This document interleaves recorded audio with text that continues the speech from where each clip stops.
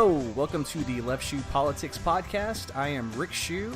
It is just me today, and I have a very special guest, returning guest, in fact, Matt Mackowiak.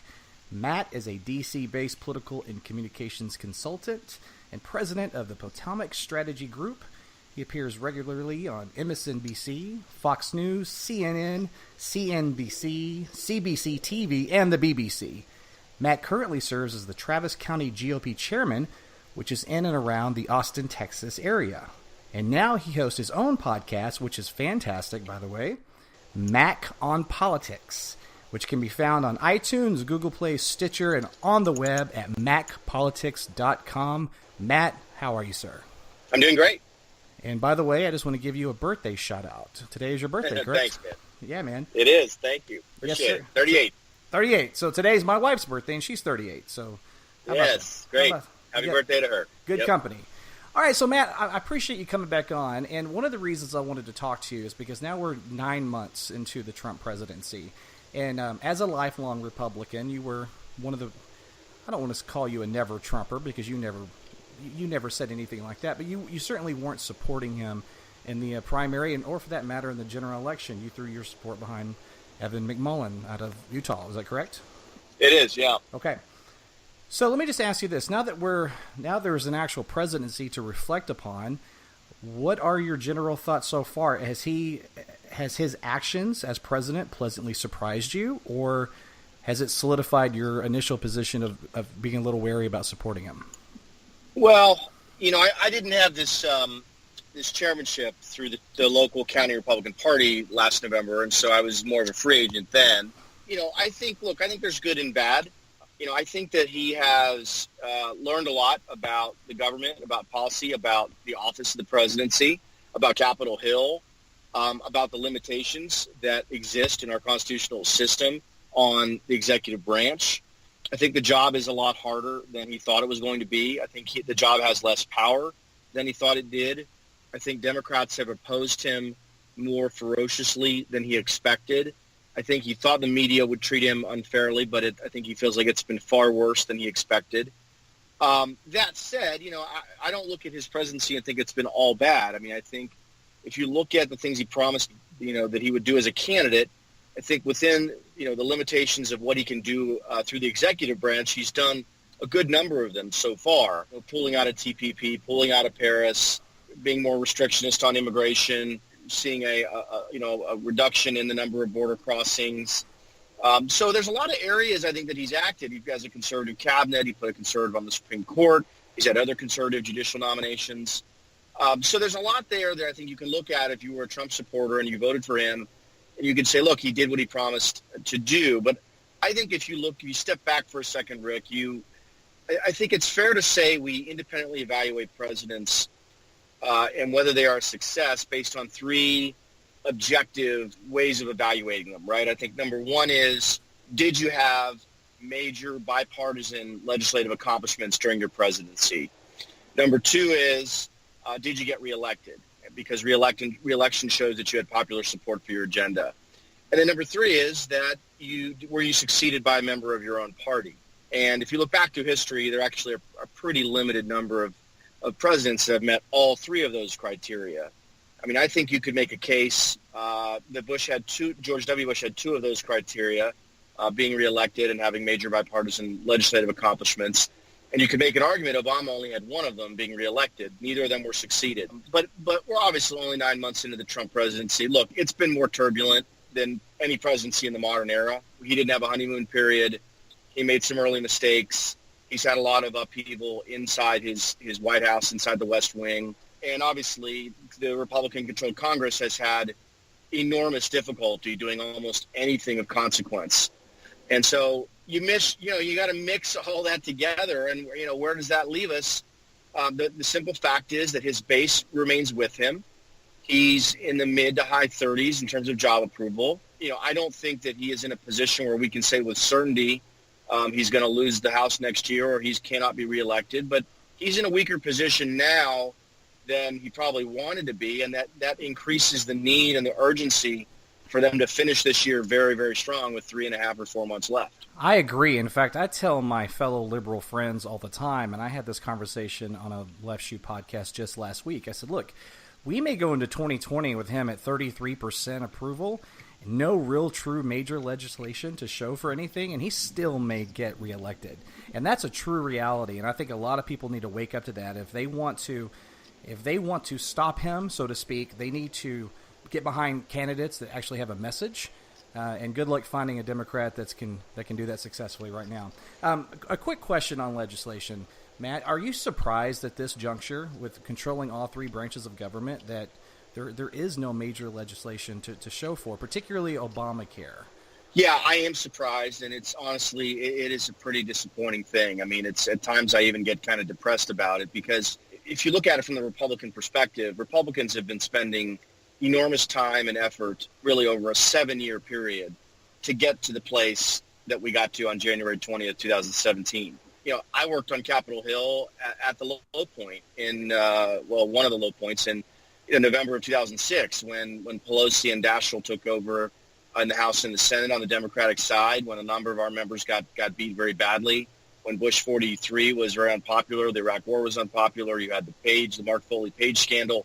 So I've been through bad cycles. I've also been through good cycles in 2010 when we won 63 seats in the House. What I do know is that Obama was successful in the presidential years when he was on the ballot. He was able to, first of all, constitute the Obama coalition and then to reconstitute it in 2012 in a way that surprised a lot of people, including the Romney campaign. But he also had great difficulty. His party had difficulty when he was not on the ballot in 2010 and in 2014. And so Republicans had a big hole to dig out of after 2008, and it took them 7 years to get to the point where we could have the House, the Senate, and the White House. And so I often think about, the immense amount of time and effort and resources that were put in to get us to this point. And it is shocking. It's frustrating. It's outrageous. That we're at this place right now where we can't seem to do anything. Healthcare is, we could have an entire podcast just about that. I think that in retrospect, I understand why they started with healthcare. I think they thought it was going to be easy because they voted to repeal it before. And I think they thought that by doing it, they would be able to have an additional $1 trillion to put into the tax reform effort that would make the tax reform bigger. So I understand why they started with healthcare, but I think in retrospect, that was a mistake. And the reason for that is, I think, two things, maybe three things. One, healthcare is fundamentally a Democratic issue.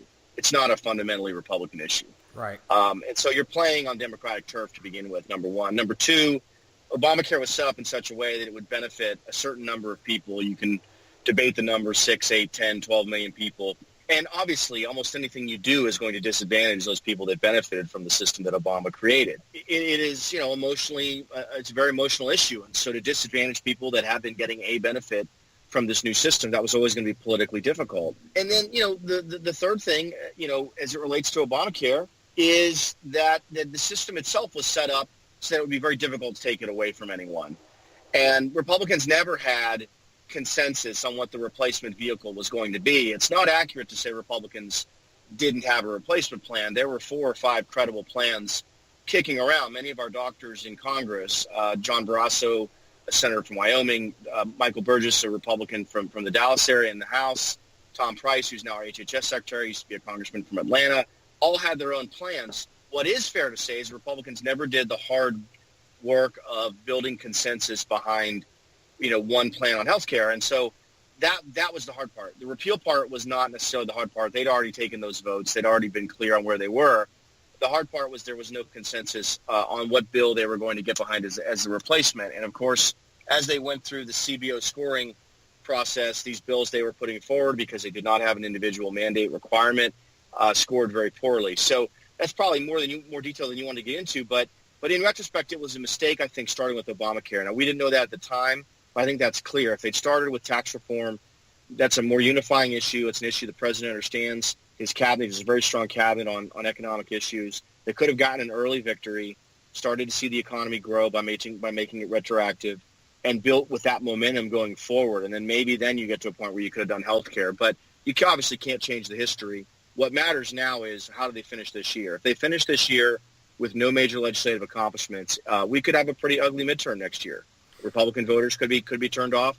the president could start going to a place where he wants to start doing more deals with Democrats because he's not getting anywhere with Republicans. And so we really don't know where this is headed if they do not have a positive finish to this calendar year. Are you surprised about his, dare I say, coziness with Chuck Schumer and Pelosi as of late? Yeah, I mean, I think we can overstate it a little bit, right? If you think about it, a 3-month delay on the debt ceiling and on the government spending bill, it's not a legacy item, right? I mean, nobody really gained anything of real value. I think you can make an argument that Trump did a deal that gives Democrats more leverage in December, and so from that standpoint alone, it's probably not a good deal. Now, you can also make the argument that it clears the decks for tax reform. It preserves half the month of September. It takes off the table a bloody fight over the debt ceiling or shutting down the government, which could have imperiled the Harvey relief. And so taking away a threat like that is a positive. And I think at the end of the day, the president didn't really care that much about the government spending bill or about the debt ceiling. I think he cares about tax reform. And so, but I also think he probably wanted to kind of throw a brushback pitch to McConnell and Ryan and say, listen, you guys keep screwing around. I'm going to start doing more deals with my friend Chuck Schumer from New York. Right. And so, look, this is the risk. This is one of the reasons I was always pretty dubious of Trump as a candidate, is that this is the risk when you have a leader of a party and a leader of a country that's not ideological. And we just have never seen that before. We've never seen a president who's leading a country and leading a party who's not committed to the ideological views that are in the center of that party. And so and of course, the other dynamic here that's at play is 80% or so of Republicans are strongly supportive of Trump. And so that doesn't give members of Congress who might disagree with him if he cuts a deal with Schumer and Pelosi, that doesn't give them any real room to maneuver or to oppose the president if he's still strongly supported by Republican voters. And so we're in this really, really weird place here. The other thing to keep in mind, I know I'm kind of going on here, but the other thing to keep in mind is that deal on the debt ceiling was a deal that was going to have a 60-vote threshold in the Senate, okay? So it fundamentally had to be a bipartisan deal. You only have 52 Republican senators. You had to have something that could get at least 8 Senate Democratic votes to be able to pass it. Tax reform and, of course, health care are different because they were using reconciliation, and that's a majority threshold in the Senate. So part of this depends on what is the threshold on whatever issue you're dealing with. Keep in mind that the reconciliation window, I know this is getting down the weeds, but it's important. Reconciliation window closes September 30th. So they only have, whatever it is, we're sitting here on September 13th, 17 more days to use this year's reconciliation window. Now, there will be another window next year, so they could use it again, but that would probably happen maybe middle of next year. So I think that probably drove this to some extent as well. I think Trump recognized that he needed to do something that was going to be bipartisan, and so to do that meant he couldn't do a deal that was going to make either side entirely happy. I would love to be a fly on the wall at their dinner tonight. He's having dinner with Pelosi and Schumer tonight, and Joe Scarborough said something interesting and funny, but it was, I think, true, is that, he says, Trump, let's face it, he is more comfortable sitting in a room talking to Schumer and Pelosi than he ever will be Mitch McConnell. They go way back. They're New Yorkers. They talk the same, and I think that's, look, I have a lot of issues with this president. That's not why I invited you on the show, for me to get into that. I can do that on my own. But I will say that if he starts doing things in a bipartisan fashion, and let's just say, for instance, that he gets true immigration reform, something Obama could never even get, that's a big deal. And that may be something even a person like me will have to applaud him for, because it has been an issue that the last 3 Democratic presidents have wanted, and we haven't moved the needle on that at all. And he may very well get it, assuming that, my guess is he'll tie in his border wall funding into the deal, don't you think? Yeah, so, obviously, I think what Schumer and Pelosi realized with that very sort of minor deal on the debt ceiling is that this is a president that they can potentially deal with. Right.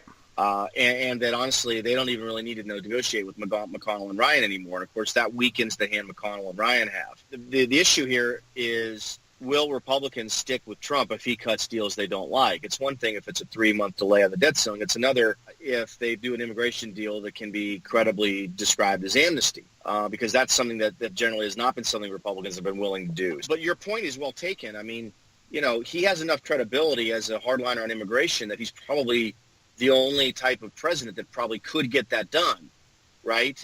Because Bush didn't have that kind of credibility, and of course Obama never was going to be able to do anything on immigration that was going to win over Republicans. And so It is an interesting circumstance. Of course, you have this daca deadline of March 5th. Now, the president's really walked back a lot of that and has made it sound like even if they blow through that deadline, he's not going to put those individuals in a place where they can't stay. But I do think there's a deal probably to be had. The question is, will Republicans go along with it? I mean, I think that's a huge question mark going forward. Generally, the House of Representatives does not put bills on the floor that do not have a majority of the majority voting for it. Right? It used to be called the Hastert rule. Now, we don't really call it that anymore because of his legal issues and behavior in long ago. But sure. But it isn't. This is the difference between the House and the Senate. The House is a majority rules body, and the Senate is sort of the cooling saucer where the rights of minority are protected. And so let's imagine that Trump and Schumer and Pelosi kind of maybe today or in the next few weeks or few months come to some sort of vague agreement on immigration on sort of what each side's going to get. I mean, that still has to get enough votes so they can pass the House. Now, as you mentioned, Joe Scarborough, I mean, he's talked a lot about trying to do deals where, 175 Democrats vote with 50 House Republicans, and you do a deal where you can get 225 votes and get it through the House. That's risky for House leadership because in that circumstance, you've got 1/7 of the Republican conference voting for something. And so that's when you get into territory where you could have a motion to vacate the chair, where you could potentially have a speaker challenge in the middle of a Congress. I don't think we're heading in that direction right now. And obviously, Trump, as long as Trump remains popular among Republicans, it's going to limit, as I said before, the room to maneuver and the room to criticize a lot of these individual Republican members have. But I think at the end of the day, the details matter. That's what's so interesting about Trump, is that for these members of Congress and these senators, the details matter. And for Trump, they don't. What matters for Trump is getting victories, getting wins, and being seen as winning and being seen as doing deals and making things happen. Right, and that's the interesting power that he has. If he can make a deal on immigration that is enough for Democrats to say, hey, I can go along with this, and then it puts Republicans in an interesting corner because they're like, okay, I don't want to oppose him because right now I'm living in a state that he's immensely popular. And his supporters aren't looking for him to be rigid and ideological. They're looking for him to be Trump and make deals. I'll give his supporters credit where that's concerned, is that I think that he actually has a lot of flexibility with his supporters, even with immigration, assuming he gets the wall. He's got to get the wall. If he can get funding for the wall, I'm holding my breath, and I think that he might actually be able to get immigration reform done, and that will be a fascinating development. I had a quick question. I wanted to get your thoughts real quick. I know that your time is precious. But Tuesday night was interesting, Matt. Okay, so Democrats actually are showing a little momentum right now. And it looks like we flipped a seat in both Oklahoma and New Hampshire, two states that obviously Trump won in 2016. And as it stands right now, the Democrats have won 6 of the GOP-held seats in 2017. Republicans have won 0 of the Democratic seats. What does that say in terms of forecasting midterms? And I know that you had some caveats earlier, what may or may not happen next year depending on legislation, but just based on some of these recent elections. Yeah, and of course those were very local races. Like those weren't congressional races with national issues. Those were local races. That's true. My expectation is, but as you said, I mean, in both of those races, you had Democrats massively overperform what you saw in November. But, of course, that's a reflection of the electorate being very different. In a off-year, down-ballot, low-profile race, you're going to have very low turnout. When those races were on the ballot in November with the presidential race and U.S. Senate races and things like that, you're going to have much higher turnout. And so what that tells me is that when Trump or his agenda is not on the ballot, it's going to be hard to turn out his base. And so they weren't on the ballot in New Hampshire and in Oklahoma, but it seems clear to me that Democrats were willing to turn out because they believed in those candidates and those campaigns, and it's perhaps possible that they looked at it and thought this would be a way to even deliver a very minor defeat to Trump, at least in a very local way.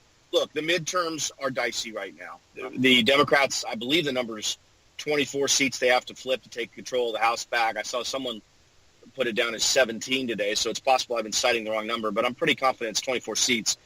That's a pretty decent number. One of the factors here that's going to play into all this is the number of House retirements. Right. You've had 3 or 4 high-profile House Republicans retire and not run for re-election here in the last week or so that have made that announcement. And so that obviously means those are districts that Republicans got to spend more money. They've got to go recruit candidates. it's perhaps a sign from savvy, longtime political officials that they think the midterms are going to be very difficult and they don't want to go kill themselves for a year and a half and then lose anyway.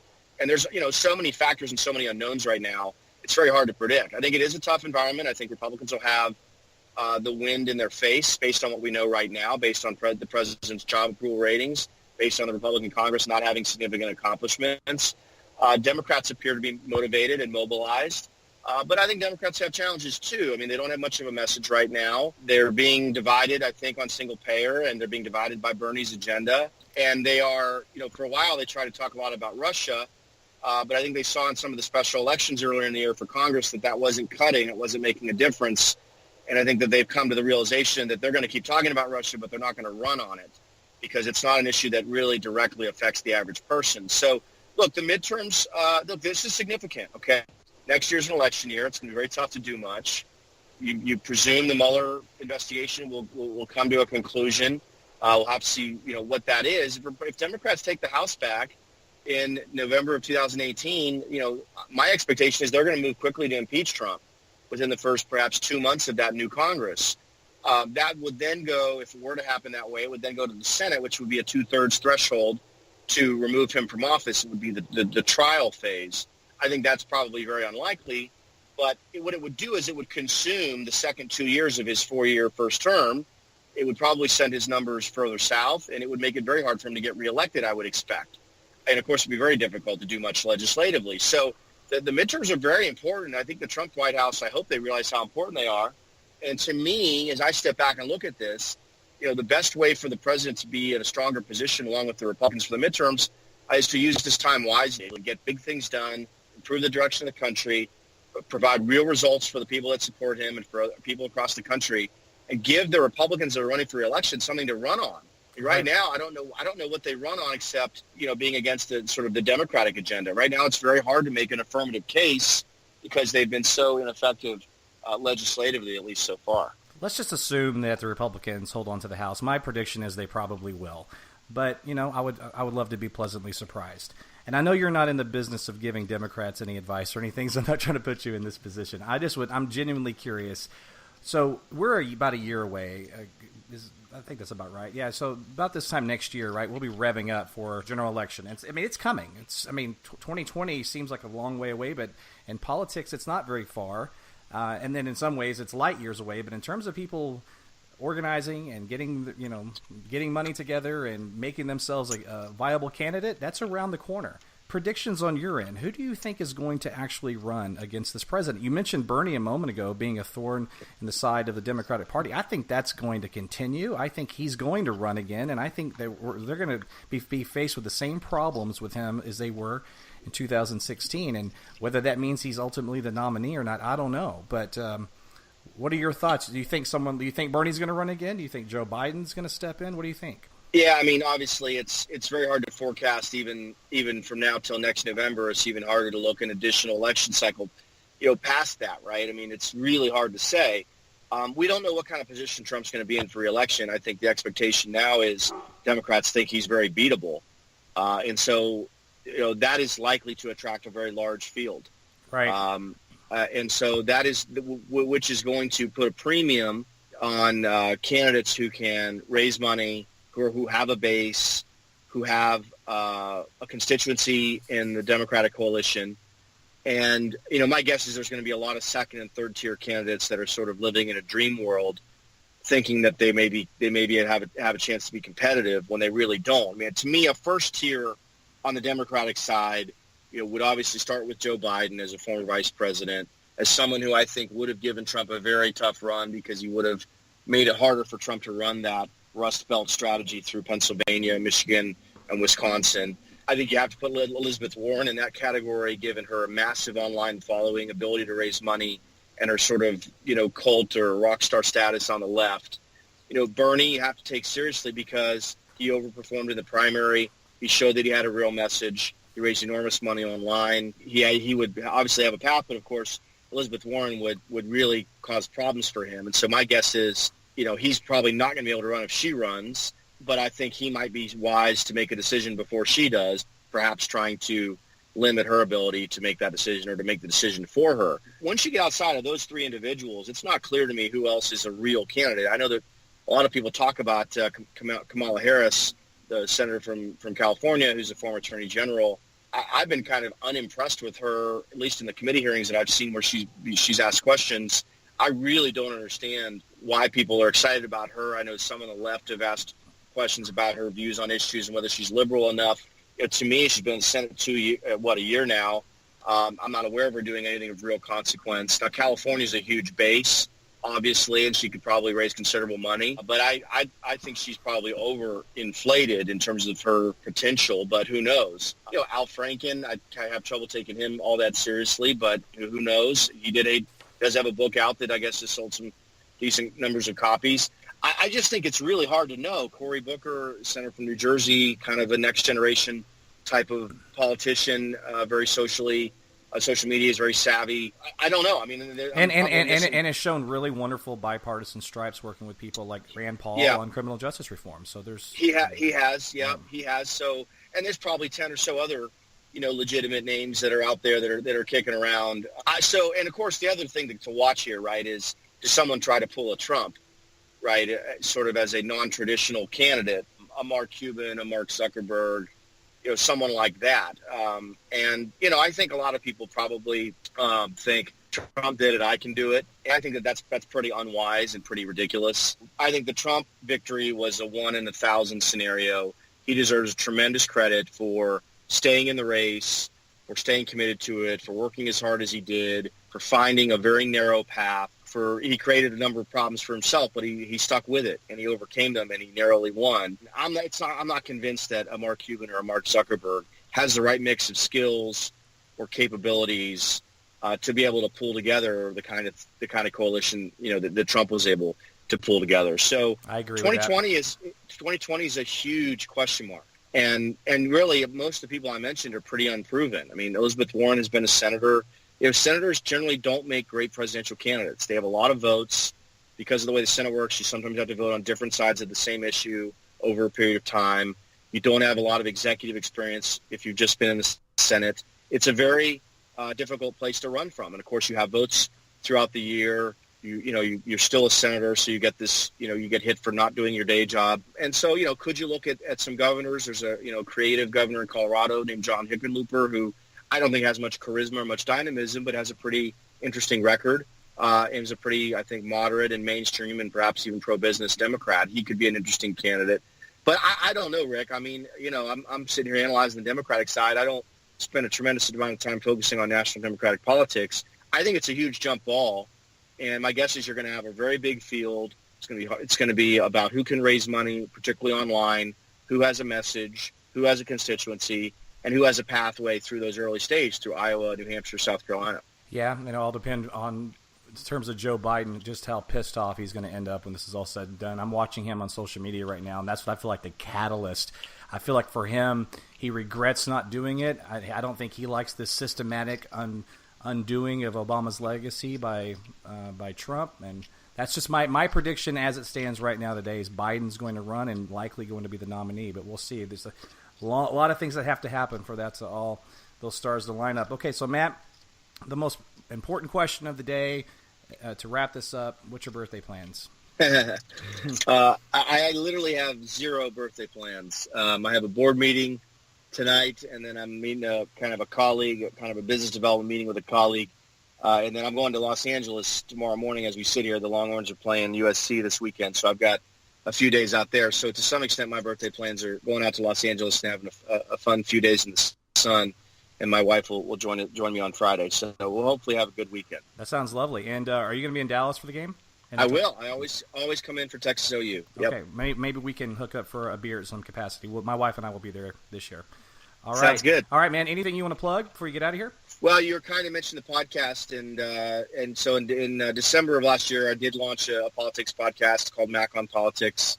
I think we're 45 episodes in now. We've got a lot of really interesting people, national people. I've had U.S. senators, former U.S. senators on, authors, members of Congress, reporters. I've had Democrats on, a number of Democrats. Joe Trippi, who ran Howard Dean's presidential campaign in 2004, was one of my early guests. He's a friend of mine. And so your audience, I know, may come from a different ideological place than I do, but I've really tried to have smart political conversations that educate more than anything else. And so we have, I think, done that reasonably well so far, and people can certainly check it out, as you mentioned, on iTunes. I think we have 64 5-star reviews on there, on Google Play, on Stitcher, and then the website is actually maconpolitics.com. You can find it any of those places. So love to have people go on there, download episodes, subscribe, and if you're willing, give us a 5-star review. It would be very helpful. That would be great. So for all our listeners, please support Matt's show. It is always wise to follow someone that is smarter than you are, because Matt's much smarter than me. Even though we come from different places in terms of how we see how government should run, and maybe even some social issues, at the end of the day, we're both Americans. We want the best thing for our country. And having an actual dialogue and talking to one another, it's nice, isn't it? Isn't it so much better than yelling and cussing at each other on social media? I think it is. Anyway, listen, guys, this is a nice little one-off episode. We're going to be doing more of these. Jeremy has an interesting episode later this week. He's going to be interviewing somebody. I don't know who it is. I wish I could plug the person, but I don't know. But I can't wait to listen myself. So in the meantime, I am Rick Shew. Thank you so much for your support, and bye-bye.